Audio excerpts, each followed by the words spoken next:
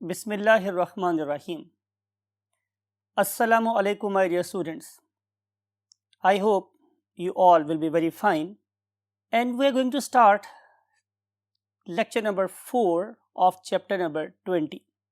आइए देखते हैं कि आज हम उस पर्टिकुलर लॉक को कैसे अनलॉक करने में कामयाब होते हैं कि प्रोटीन और डीएनए में से कौन सी चीज़ हेरिडिटरी मटेरियल है।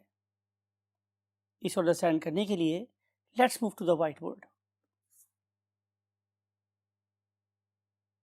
यस माय डियर स्टूडेंट्स, हमारा टॉपिक आज का यही है डीएनए एज हेरिडिटरी मटेरियल। लेकिन हम चाहते हैं कि हम आप लोगों के साथ प्रीवियस लेक्चर में लिए गए साइंटिस्ट के कुछ नाम लिखें और फिर थोड़ा सा देखें कि उन्होंने अल्टीमेटली हमें क्या इंफॉर्मेशन इम्पार्ट की थी। तो यू नो कि हमने लास्ट लेक्चर में कॉल कॉरेन,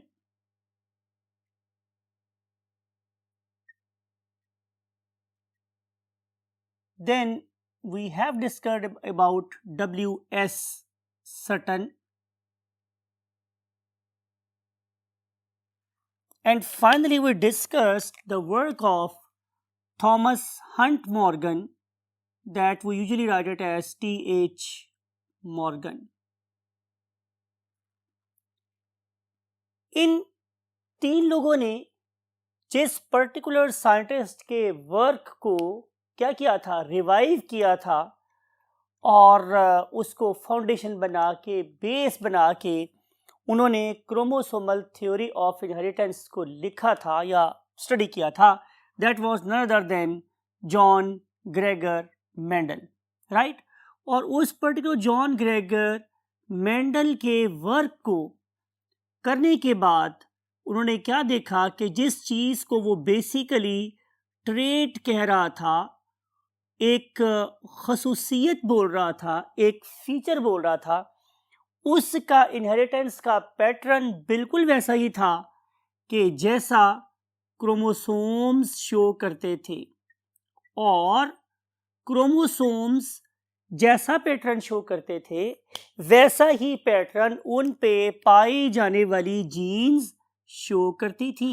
यानी कि जहाँ क्रोमोसोम डबल थे वहाँ जीन भी डबल सेट में प्रेजेंट थी, वहाँ पे ट्रेट भी डबल सेट में प्रेजेंट थी, और जहाँ पे जीन सिंगल प्रेजेंट थे वहाँ पे क्रोमोसोम भी सिंगुलर फॉर्म में ही प्रेजेंट थे। इन सब साइंटिस्ट ने, I am talking about starting from John Gregor Mendel, then Carl Correns, then W.S. Sutton, then T.H. Morgan, इन सब लोगों ने हमें एक ही कंक्लूजन बताई, और वो कंक्लूजन क्या थी कि chromosome is basically the hereditary material, right. आपको बात समझ आ रही है। सवाल ये था कि जब हम लोगों ने क्रोमोसोम को क्या किया, डिवाइड किया इनटू इट्स कंपोनेंट्स, तो मुझे पता चला कि क्रोमोसोम दो चीज़ों के मिलने से बना हुआ है। उनमें से एक चीज़ का नाम क्या था, डेफिनेटली प्रोटीन, और दूसरी चीज़ का नाम मेरे पास क्या था, डीएनए, राइट। सवाल ये था कि अगर क्रोमोसोम ही रिस्पॉन्सिबल हैं ट्रेट्स के जनरेशन आफ्टर जनरेशन ट्रांसफ़र में, तो फिर क्रोमोसोम में कौन सी चीज़ है, क्या वो चीज़ प्रोटीन है या वो चीज़ डीएनए है। आज का हमारा लॉक यही है, यानी कि we want to unlock the fact whether DNA is hereditary material और प्रोटीन इज हेरिडिटरी मटेरियल। याद रखने वाली बात माय डियर स्टूडेंट्स ये है कि जब हम लोगों ने डीएनए के कंपोनेंट्स को देखा तो वो थे सिर्फ 4, और जब मैंने प्रोटीन के यूनिट्स को देखा तो वो क्या थे, 21। तो जितनी डाइवर्सिटी मुझे ट्रेड्स में नज़र आ रही थी, बीइंग साइंटिस्ट मैं ये बात सोचने पे मजबूर था क्या कि इस पर्टिकुलर प्रोटीन के पास चूंकि नंबर ऑफ यूनिट्स ज़्यादा हैं, तो शायद ज़्यादा ट्रेड्स बनाने के लिए, ज़्यादा वेरिएशन प्रोड्यूस करने के लिए protein should be hereditary material. लेकिन क्या प्रोटीन हेरिडिटरी मटेरियल साबित हुई या नहीं हुई, और इसको हमने किस तरीके से रिजॉल्व किया, इसके लिए हमें अगले जो 45 मिनट्स और 40 मिनट्स है उनको बहुत ध्यान से, गौर से सुनना है। So let's move to this very concept. DNA hereditary material है। इसको साबित करने के लिए हम क्या बात कर रहे हैं कि डीएनए ही बेसिकली एक हेरिडिटरी मटेरियल है। इसको साबित करने के लिए हमारे पास फर्स्ट एविडेंस, सबसे पहला एविडेंस क्या होता है माय डियर स्टूडेंट्स? सबूत। हम सबूत की बात कर रहे हैं, यानी कि एक ऐसी चीज जिसको हम लोगों के सामने रख के क्लेम कर सकें, that is called as a सबूत। First evidence, it was from a scientist, his name was Frederick Griffith. Spell याद करवाते हैं आपको, FREDERICK,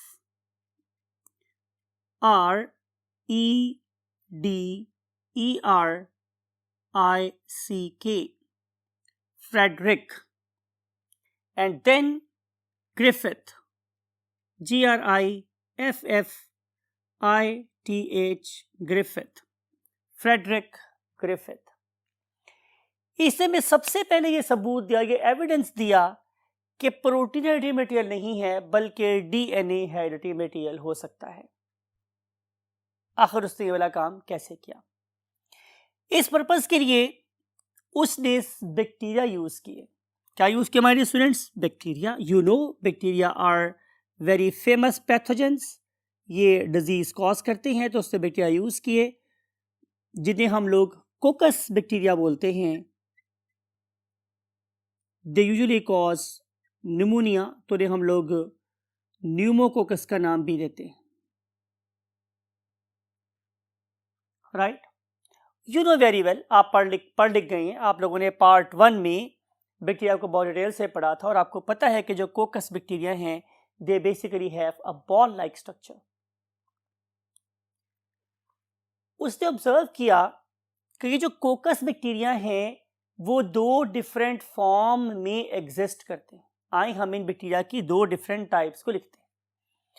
पहली टाइप का जो बैक्टीरिया था मेरे पास, that is called as S type bacteria. सवाल ये था कि फ्रेडरिक ग्रिफिथ ने इन बैक्टीरिया को एस टाइप क्यों कहा?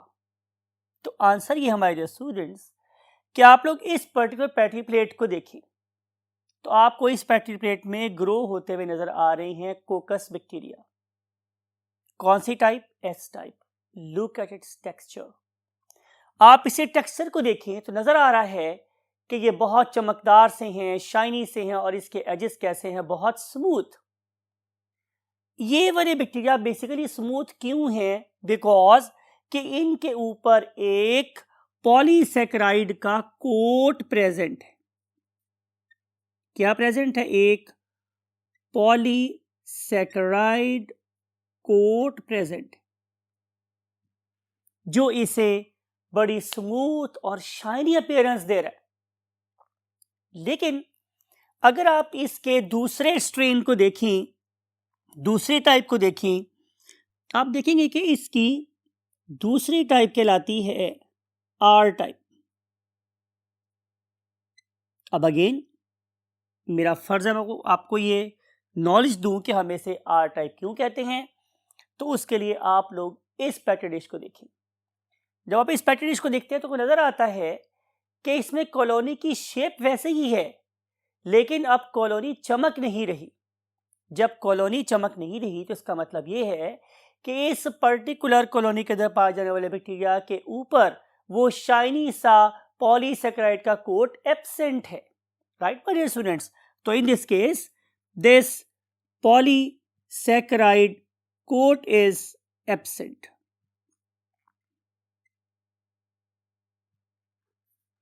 Right, PS stands for polysaccharide, coat is absent. तो हमें समझ ये आया कि जिन बैक्टीरिया के बाहर पॉलीसैकेराइड का कोट होगा वो चमकदार होंगे, और जिनके पास पॉलीसैकेराइड कोट नहीं होगा वो डल होंगे अपीयरेंस में, वो शाइनी नहीं होंगे। ये तो बात हुई इनकी अपीयरेंस की। अब हम बात करते हैं इसकी पैथोजेनेसिटी की। यू नो, बहुत दफा जिक्र किया मैंने आप लोगों से कि what is basically a pathogen? any you can say organism that can cause disease is called as pathogen। तो हम डिस्कस अब हम कंपेयर कर रहे हैं इन दोनों की पैथोजेनेसिटी। तो लिखते हैं यहाँ पे आप लोगों के लिए पैथोजेनेसिटी, रेड से लिखते हैं ताकि आपको याद रहे। पैथोजेनेसिटी,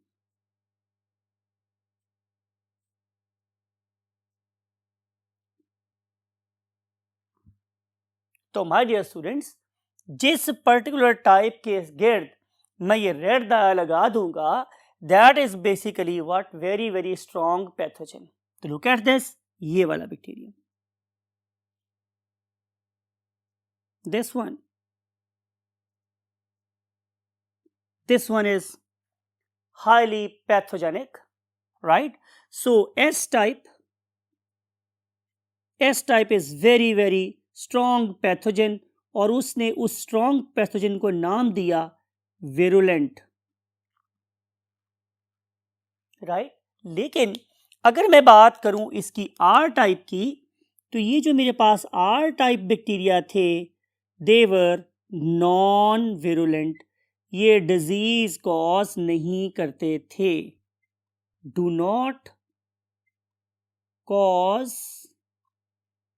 डेथ और डिजीज। चलिए डेथ स्टेट लिख देते हैं, राइट माय डियर स्टूडेंट्स।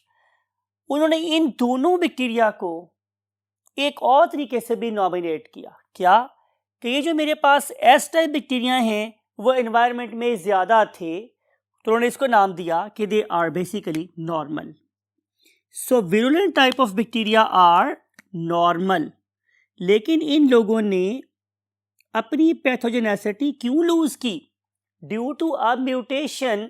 तो लिहाजा हम इस आर टाइप बैक्टीरिया को एक और नाम भी देते हैं, और वो नाम क्या है? Mutant strain. Mutant strain. चलें आपको यूं समझाते हैं। लॉयन की फितरत है कि वो अटैक करेगा, राइट? चीता की फितरत है कि वो अपने प्रेडेटर पे अटैक करेगा, इंसान पे खासतौर पर बहुत आसानी से अटैक कर सकता है। लेकिन अगर मैं उसे कैप्टिविटी में रखूं, उसे अपने घर में क्या करके रखूं, तो जाहिर है वो इंसानों पे अटैक नहीं करेगा। आप समझ लो कि वो उसकी म्यूटेंट टाइप है। यही वाली बात यहाँ पर है कि जो डिजीज कॉजिंग ऑर्गेनिज्म है वो वाइल्ड है, वो नॉर्मल है, लेकिन जब मैं उसमें कोई म्यूटेशन कर देता हूँ, उसको टेम कर देता हूँ, उसको चेंज कर देता हूँ, तो फिर वो नॉन विरुलेंट हो जाता है। सवाल ये है कि उन्होंने इन टू टाइप्स ऑफ बैक्टीरिया को किस एनिमल पे एक्सपेरिमेंट किया? तो लिखते हैं एक्सपेरिमेंटल एनिमल। सो जो एक्सपेरिमेंटल एनिमल था my dear students, experimental animal, it was none other than mice. उसने चूहों पे एक्सपेरिमेंट किया था। एक्सपेरिमेंट कैसे किया गया, उस पर्पस के लिए आप इस एनिमेशन को देखें। Look at this. सबसे पहले उन्होंने एस टाइप बैक्टीरिया लिए, उनको कल्चर किया। कल्चर करने के बाद उन बैक्टीरिया को सिरिंज में भर के माइस को इंजेक्ट कर दिया। You know my dear students, क्या होना था और क्या हुआ? जाहिर है ये विरुलेंट टाइप है, ये बहुत ज़्यादा खतरनाक है, तो जाहिर है ये माइस को क्या करेगा?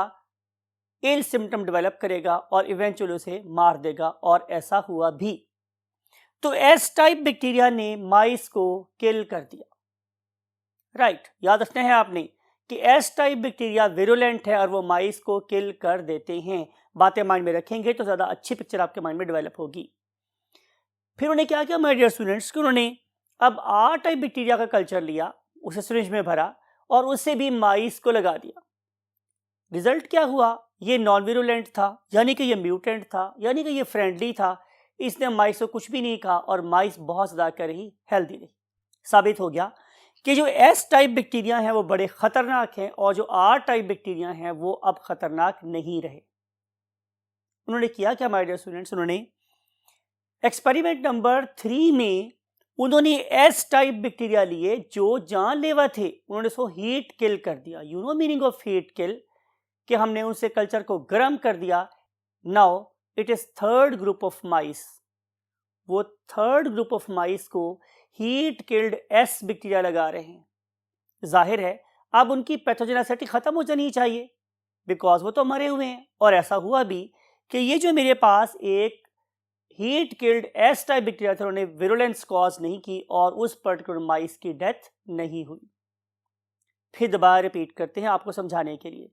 अगर एस टाइप जिंदा हैं तो माइस किल होगा, और अगर आर टाइप जिंदा हैं तो माइस किल नहीं होगा। लेकिन अगर मैं एस टाइप बैक्टीरिया को किल करके माइस को लगाऊं तो माइस की डेथ नहीं होगी। तो ये मेरे पास क्या हो गए, 3 ग्रुप्स हो गए। उन्होंने एक्सपेरिमेंटल बेसिस के ऊपर एक और तजर्बा करके देखा, दैट वाज वेरी इंटरेस्टिंग, और इस इंटरेस्टिंग एक्सपेरिमेंट से एक इंटरेस्टिंग रिजल्ट जनरेट हुआ। उन्होंने किया क्या कि उन्होंने एक मिक्सचर बनाया, उसमें उन्होंने हीट किल्ड एस बैक्टीरिया को आर टाइप लिविंग बैक्टीरिया से मिलाया। राइट, आपको पता है कि आर टाइप बैक्टीरिया डेथ की कॉज नहीं थे, और एस टाइप हीट किल्ड भी डेथ की कॉज नहीं थे। जब इस मिक्सचर को माइस को लगाया जाए तो इनफैक्ट माइस की डेथ नहीं होनी चाहिए, बिकॉज इंडिविजुअल फॉर्म में दोनों ने माइस को किल नहीं किया था। लेकिन अजीब सी बात हुई, जब मैंने इन दोनों बैक्टीरिया को माइस में लगाया तो इस पर्टिकुलर माइस के अंदर बड़े डेंजरस सिम्टम डेवलप हुए और इस माइस की डेथ हो गई। सवाल ये था, ऐसा क्यों हुआ? इस पर्पस के लिए उन्होंने अपनी रिसर्च को कंटिन्यू किया और इस माइस के ब्लड को निकाल के स्लाइड में देखा, तो ये नजर आया कि इसके अंदर तो प्रॉपरली एस टाइप बैक्टीरिया जो हैं वो पैदा हो गए हैं और वो रिप्रोड्यूस कर रहे हैं प्रॉपरली। तो इनकी जो डेथ है वो ना तो एस बैक्टीरिया से हुई है जो हीट किल्ड है, और ना ही आर टाइप से हुई है जो कि जाहिर है लिविंग है, बल्कि तो यहाँ पे एक नई टाइप ऑफ बैक्टीरिया के पैदा होने से हुई है जो बेसिकली इन दोनों के मिक्सचर से बने हैं। Somehow, point to be noted my dear students, के समहाउ ये वाले R type bacteria S type bacteria में कन्वर्ट हो गए थे। आज आप पढ़े लिखे बच्चे हैं, आप बहुत से फिल्में भी देखते हैं जिसमें हम लोग ट्रांसफॉर्मिंग जो कैसे टॉयज से मूवीज बना रहे होते हैं। आपने ट्रांसफॉर्मर 1, 2, 3 देखी भी होगी मूवी। तो चेंज हो जाना, ट्रांसफॉर्म का चेंज हो जाना, तो इस तरीके से हमने देखा कि कैसे एक R type bacterium S type bacterium में कन्वर्ट हो गया था। इस आर टाइप बैक्टीरिया को एस टाइप बैक्टीरिया में ट्रांसफॉर्म किसने करवाया, ये बहाल एक पहेली थी।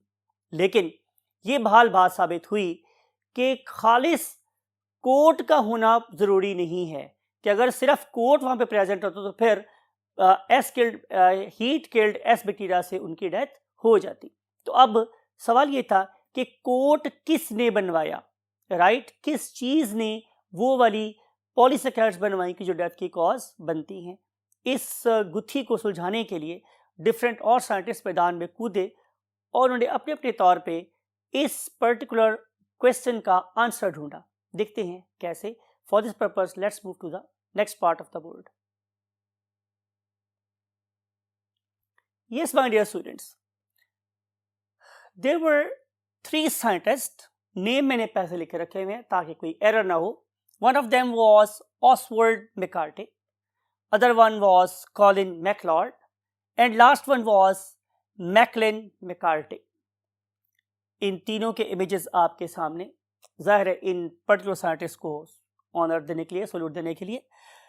इन्होंने 1944 में एक्सपेरिमेंट किया। कब के हमारे स्टूडेंट्स? 1944 में। और 1944 तक हम उस पर्टिकुलर क्वेश्चन का आंसर डिस्कवर नहीं कर सके जिससे फ्रेडरिक ग्रिफिथ ने छोड़ा था। तो मैं यहाँ पे बता रहा हूं कि 1944 तक इस पर्टिकुलर क्वेश्चन का आंसर अनडिस्कवर्ड रहा कि ट्रांसफॉर्मेशन कैसे होती है।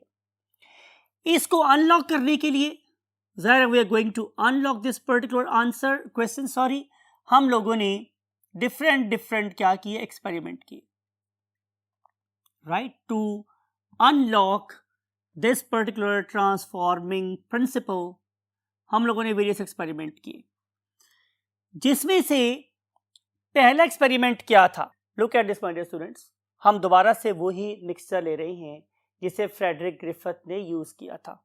आप में से किसको याद है वो मिक्सचर क्या था? एग्जैक्टली लिखते हैं आप लोगों के लिए। हम लोगों ने उसी पर्टिकुलर स्ट्रेप्टोकोकस का मिक्सचर लिया और उसमें 2 टाइप से बैक्टीरिया ऐड किए थे, आपको याद होगा। उनमें से एक थे मेरे पास एस, जो oh my God very strong virulent है, लेकिन जब मैं उसे क्या कर दूंगा हीट किल, तो अब वो क्या नहीं रहेंगे, विरुलेंट नहीं रहेंगे, तो they are basically S type. कौन से वाले? Heat killed. आप में से किसी को याद है कि अगर मैं किसी माइस में S type heat killed bacteria लगाऊंगा तो उसे क्या होगा? परफेक्ट, वो जिंदा रहेगी। ठीक है। और दूसरा मेरे पास कौन से थे? Living R type.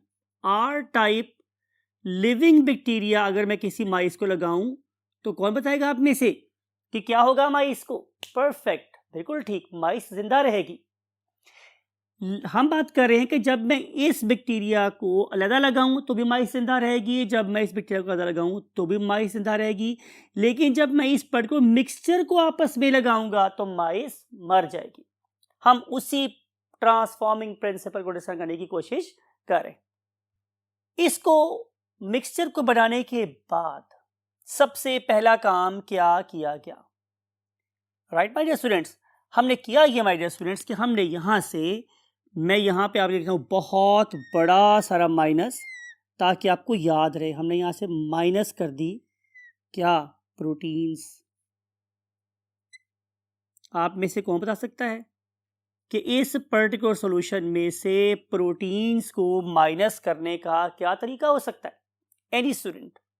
बहुत दफ़ा डिस्कस हुआ आप लोगों के साथ कि हमने अपनी बायोलॉजी में जो भी काम करवाना हो, हमें क्या चाहिए? हमें एंजाइम चाहिए। तो अगर मैं किसी जगह से प्रोटीन्स को रिमूव करना चाहता हूं तो मुझे एक एंजाइम का सहारा लेना पड़ेगा, और वह एंजाइम क्या है? None other than protease. तो जब मैंने प्रोटीएज यूज किए तो सारी की सारी प्रोटीन्स यहां से डाइजेस्ट हो गई, चाहे वो इस पॉलीसेकेराइड की थी, चाहे वो सेल मेम्ब्रेन की थी या सेल वॉल की थी। सारी की सारी प्रोटीन इस मिक्सचर में से क्या हो गई? खत्म हो गई। तो प्रोटीन्स माइनस कर दी गई by digesting proteins with an enzyme known as protease. उनका कहना यह था कि हम लोगों ने 99.98% तक प्रोटीन्स को रिमूव कर दिया है और अब ये एक प्रोटीन फ्री मिक्सचर बन गया है। रिमेंबर, ये मिक्सचर किसका है? एस टाइप हीट किल्ड और आर टाइप लिविंग बैक्टीरिया का मिक्सचर है। उसके बाद उन्होंने क्या किया? इस पर्टिकुलर मिक्सचर को दोबारा से माइस को लगाया। क्या होना चाहिए था? शायद अगर प्रोटीन रेडी मटेरियल होती तो प्रोटीन्स रिमूव होने के बाद अब ट्रांसफॉर्मेशन नहीं होनी चाहिए थी, लेकिन 99.98% प्रोटीएजेस रिमूव करने के बावजूद जब उन्होंने इस मिक्सचर को इस पर्टिकुलर माइस को लगाया तो हमें ट्रांसफॉर्मेशन होती हुई नजर आई। सो ट्रांसफॉर्मेशन वाज यस। तो साबित हो गया अब तक कि कम से कम प्रोटीन्स का ट्रांसफॉर्मेशन में कोई रोल नहीं है। इस पर्टिकुलर चीज को इस चीज में बदल देने वाली चीज कम से कम प्रोटीन्स नहीं हो सकती। आपको याद होगा हमने लेक्चर नंबर 2 में यह बात की थी कि जो हमारा डीएनए है उसके साथ एसोसिएटेड होते हैं बहुत ज्यादा मिकदार में क्या? आरएनए। राइट। तो शायद आरएनए ये वाला काम कर रहे हो, तो क्यों ना ऐसा किया जाए कि इस पर्टिकुलर बचे हुए मटेरियल को आरएनए से भी ट्रीट कर लिया जाए। देखते हैं उसके बाद क्या होता है। हमने अगले वाले केस में हम लोगों ने इस पर्टिकुलर प्रेपरेशन में को ट्रीट कर लिया आरएनए के साथ। ठीक है। बहुत सी बुक इसे ऐसे भी लिखती हैं, आरएनए। आरएनए क्या करेंगे? आरएनए जाके उस पर्टिकुलर मटेरियल में प्रेजेंट आरएनए को भी खत्म कर देंगे। देखें, मैंने प्रोटीन्स भी निकाल दी और अब मैंने आरएनए भी निकाल दिए। तो जब मैंने आरएनए भी निकाल दिए तो अब क्या बचा? अब बच गया प्योर डीएनए। सवाल यह है कि आरएनए ट्रीटमेंट के बाद जो मेरे पास बाकी चीज बची डीएनए वाली, अब मैंने उसको लगाया माइस को। माइस बेचारी फिर मर गई। माइस बेचारी फिर मर गई, यानी कि उसकी डेथ हो गई। इससे साबित हुआ कि अब तक की एक्सपेरिमेंट का हासिल क्या है कि भाई ना तो प्रोटीन ट्रांसफॉर्मेशन की रिस्पॉन्सिबल है और ना ही आरएनए ट्रांसफॉर्मेशन का रिस्पॉन्सिबल है। तो फिर बाकी मेरे पास बचता क्या है हमारे स्टूडेंट्स? तो बाकी मेरे पास बच जाता है डीएनए। क्या बचता है हमारे स्टूडेंट्स? डीएनए। तो अब साबित ये हो रहा है कि perhaps DNA is the AHM। AHM stands for hereditary material. लेकिन हम अपनी बात खुद ही गलत साबित करने की कोशिश करते रहते हैं जब तक कि हमारे पास रियलिटी रिवील नहीं हो जाती। मुमकिन है डीएनए भी ना हो, कोई और चीज हो। तो हमने क्या किया, हमने अपने इस टेस्ट को वेरीफाई करने के लिए एक और टेस्ट इस पे लगाया, एक और कसौटी पे इसे परखा। वो क्या था हमारे स्टूडेंट्स कि जो मिक्सर बचा था, जिसके अंदर से मैंने प्रोटीन भी निकाल दी थी, जिसके अंदर से मैंने आरएनए भी निकाल दिए थे, अब वहां पे बच गया था सिर्फ डीएनए। उसको मैंने ट्रीट किया डीएनए के साथ, उसको मैंने ट्रीट किया के साथ डीएनए के साथ। और फिर जब मैंने ये वाला मिक्सचर, डीएनए फ्री मिक्सचर बात कर रहा हूं, डीएनए फ्री मिक्सचर को जब मैंने एक माइस को लगाया तो बेचारी माइस की जान छूट गई। माइस रिमेन लिविंग, वो जिंदा ही रही। तो इन सारी बातों से हमें ये बात पता चलता है कि बेसिकली डीएनए हेरिडिटरी मटेरियल है, ना आरएनए है और ना ही प्रोटीन्स है। Now my dear students, we want to see another experiment, perhaps with the most simplest organisms on the face of earth, and that very organism is virus. और आप लोगों के लिए अब ये बात बिल्कुल नई नहीं है, क्योंकि आप चैप्टर नंबर 4 में 5 में बहुत डिटेल से पढ़ के आए हैं। क्या structure of virus? It consist of only 2 things. One of them was protein coat, other one was DNA और RNA. इस पर्टिकुलर सिंपलेस्ट ऑर्गेनिज्म ने भी हमें यही बताया कि हेरिडिटरी मटेरियल डीएनए है, प्रोटीन कोड नहीं है। कैसे? Let's move to the last part of the word. Yes my dear students, बात हो रही थी वायरस के साथ किए गए एक्सपेरिमेंट्स की। तो वायरसेस के साथ जिस पेयर ऑफ साइंटिस्ट ने काम किया उसमें से एक का नाम था Alfred Hershey and other one was Martha Chase. हम काफी तक कन्विंस हो गए थे कि ना तो प्रोटीन हेरिडिटरी मटेरियल हैं और ना ही आरएनए, बल्कि डीएनए हेरिडिटरी मटेरियल है। इसके लिए हमें एडिशनल एविडेंस किसने दिया? आइए हम लिखते हैं कि हमें एडिशनल एविडेंस दिया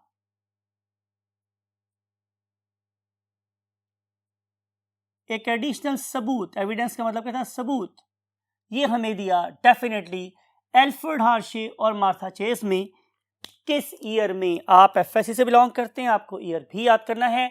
तो आंसर इज इन 1952। ये 1952 की बात है।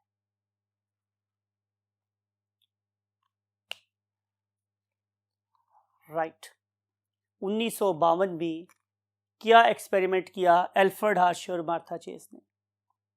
आप में से कौन मुझे बताएगा कि हमारी प्रोटीन में कौन सी ऐसी चीज है कि जिससे मैं रेडियो एक्टिव एलिमेंट के तौर पर यूज कर सकता हूं? वेरी राइट, आप में से एक मुझे आंसर आया है, बिल्कुल सही आंसर दिया गया है, that is a sulphur. Right, अब अगर मैं किसी सल्फर की बात करूं तो sulphur is basically an integral part of protein. sulfur is integral part of protein.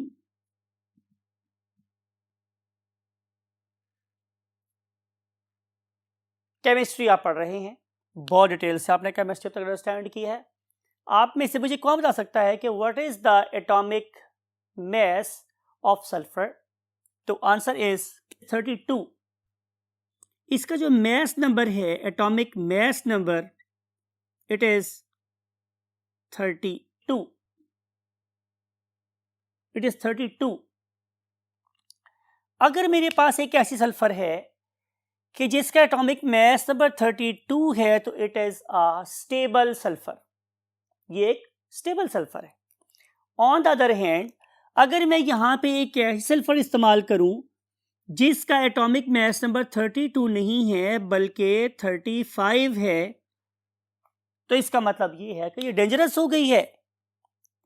Whenever I say the word dangerous, it means now it can emit radiation or it becomes radioactive isotope of normal sulfur। तो जो मेरे पास normal sulphur है उसका radio active isotope क्या होगा? S35। इसको हम लिखते भी ऐसे ही हैं, S35, राइट। याद रहे हम टेस्ट करना चाह रहे हैं कि प्रोटीन हाइड्रेटेड मटेरियल है या डीएनए हाइड्रेटेड मटेरियल है। तो मैंने सबसे पहले प्रोटीन्स बनाने वाली चीज मीन सल्फर को रेडियो एक्टिव बना लिया है। अब मेरी तवज्जो गई दूसरी तरफ और सेकंड तवज्जो क्या थी? डीएनए। तो डीएनए में ऐसी कौन सी चीज है जो बहुत फ्रीक्वेंटली इस्तेमाल होती है और उसका रेडियो एलिमेंट मेरे पास अवेलेबल है? तो आंसर इज फॉस्फोरस। आप लोग पढ़े लिखे बच्चे, आपको पता है कि हमारे डीएनए के अंदर हमेशा फॉस्फोडाइएस्टर बॉन्ड बनता है, तो उसमें हमेशा फॉस्फेट इस्तेमाल होती है और वैसे भी फॉस्फेट किसी भी न्यूक्लियोटाइड के कार्बन नंबर 5 पे तो अटैच होता ही है। तो डीएनए को अगर मैं टेस्ट करना होगा तो मैं इस्तेमाल करूंगा फॉस्फोरस।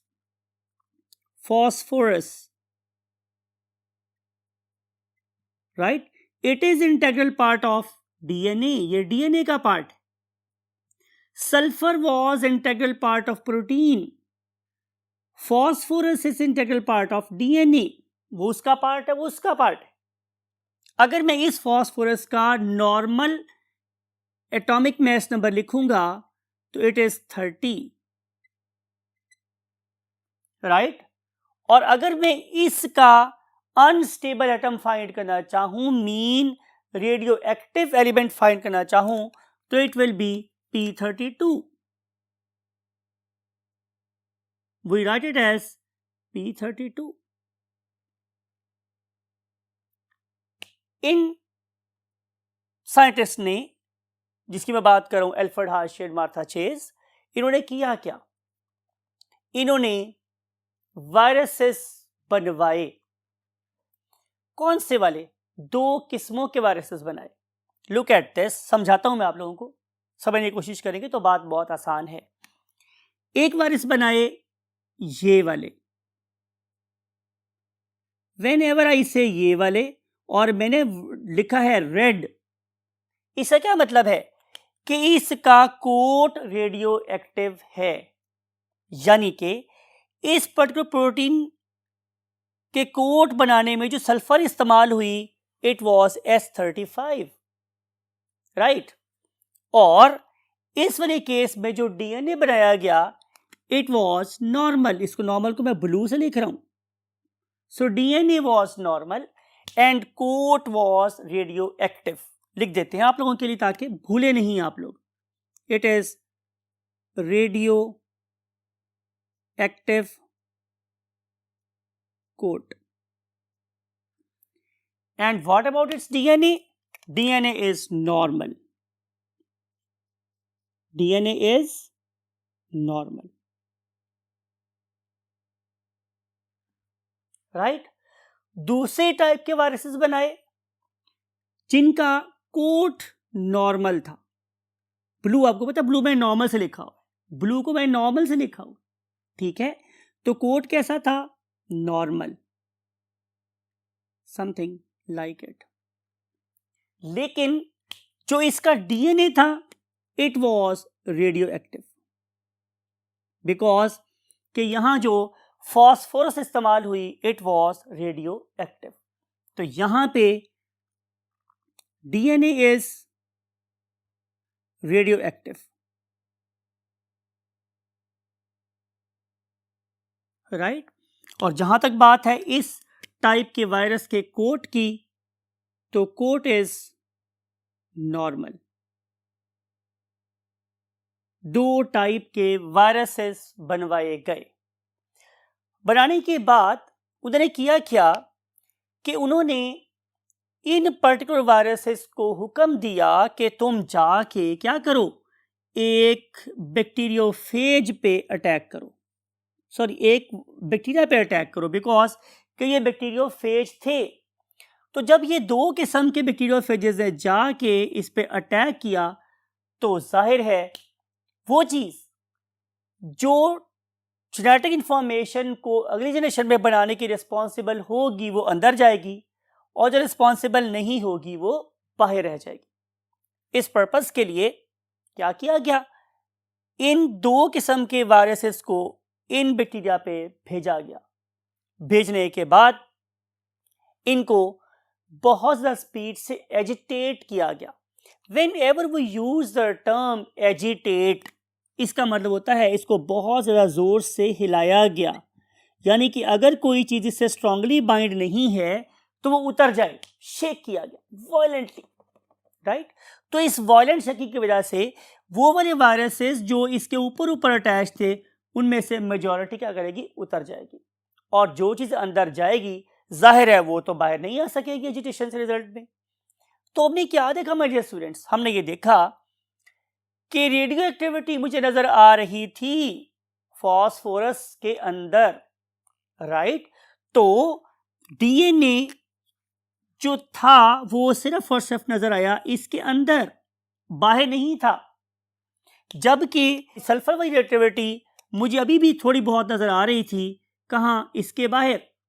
इससे साबित हुआ कि प्रोटीन का कोट हमेशा बाहर रह जाता है, तो जो चीज सेल के अंदर जाती है it is none other than DNA.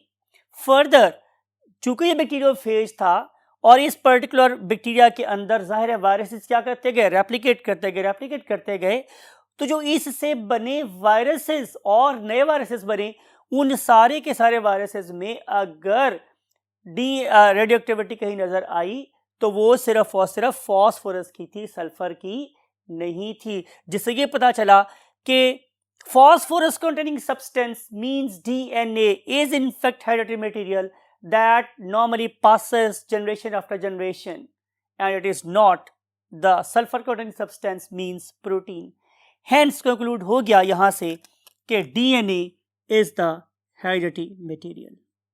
DNA is hereditary material. तो यही हमारा आज का टॉपिक था कि हमने ये कैसे डिड्यूस किया, हम इस मकाम तक कैसे पहुंचे कि जो डीएनए है वो एक हेरिडिटरी मटेरियल है और प्रोटीन हेरिडिटरी मटेरियल नहीं है। आई होप कि अगर आपने इन बातों को गौर से सुना होगा तो ये सारी की सारी बातें एक तरतीब के साथ आप लोगों के माइंड के अंदर पेनिट्रेट हो गई होंगी और आप इस बात को यकीनन समझ गए होंगे कि डीएनए हेरिडिटरी मटेरियल है और ना ही आरएनए और ना ही protein. With this you can see set of informations. I just want to say you Allah Hafiz.